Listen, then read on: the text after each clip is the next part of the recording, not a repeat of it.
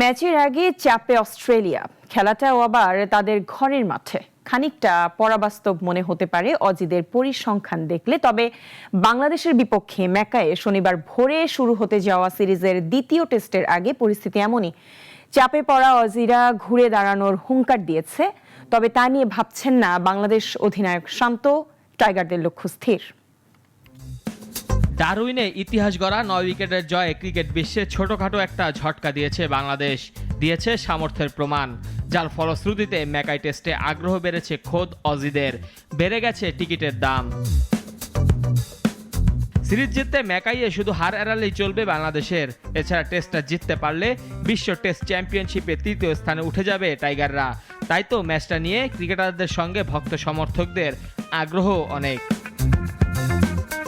বাংলাদেশ দলকে এখন পেয়েছে সাফল্যের ক্ষুধায়। টাইগার অধিনায়ক শান্ত তাই তো খুঁজছেন আরও উন্নতির পথ। ইমপ্রুভমেন্টের জায়গা সবসময় থাকে। আমার মনে হয় যে ওই টেস্ট ম্যাচটা আমরা খুব ভালো ক্রিকেট খেলেছি। ক্যাচ মিচ আসলে এটা কেউই আসলে ইচ্ছা করে করে না, এটা পার্ট অফ গেম আমার মনে হয়। বাট যত কম হয় ততই ভালো। বাট আমার মনে হয় আমরা ওই গেমটা খুব ভালো ক্রিকেট খেলেছি। হ্যাঁ, অবশ্যই এখানে ছোট ছোট ইমপ্রুভমেন্টের জায়গা আছে, ওগুলো নিয়ে আমরা ডিসকাস করেছি। আই হোপ যে আমরা আরও একটা ভালো ম্যাচ খেলতে পারবো। সিরিজ বাঁচাতে অস্ট্রেলিয়া ঘুরে দাঁড়াতে চাইবে, তবে টাইগার অধিনায়কের ভাবনা শুধুই নিজেদের নিয়ে।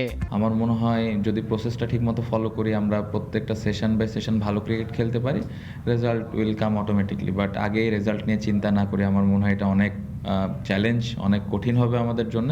বাট আমি বিশ্বাস করি আমাদের ভালো ক্রিকেট খেলাটা ইম্পর্টেন্ট। এদিকে ডারউইন টেস্টের দল থেকে মাত্র একটি পরিবর্তন এনে ম্যাকাইয়ের জন্য একাদশ ঘোষণা করেছে অস্ট্রেলিয়া। ওপেনার জ্যাক উইদারাল্ডের জায়গায় এসেছেন ম্যাট রেনশ। দলে 3 পেসার কামিন্স, স্টার্ক ও হ্যাজেলউডের সঙ্গে জায়গা ধরে রেখেছেন স্পিনার নাথান লায়ন। এদিকে বাংলাদেশ দল এই ম্যাচে মাঠে নামাতে পারে ডারউইনের একাদশটিকেই। ম্যাকাইয়ের উইকেট সবুজাব, সঙ্গে প্রচুর বাতাস, পেসবান্ধব এক কথায়। তবে তৃতীয় দিন থেকে স্পিন ধরবে, তাই অভিজ্ঞ তাইজুল ইসলামকে একাদশে রেখে দিতে পারে বাংলাদেশ। মেহেদী হাসান মুন্না, নাগরিক।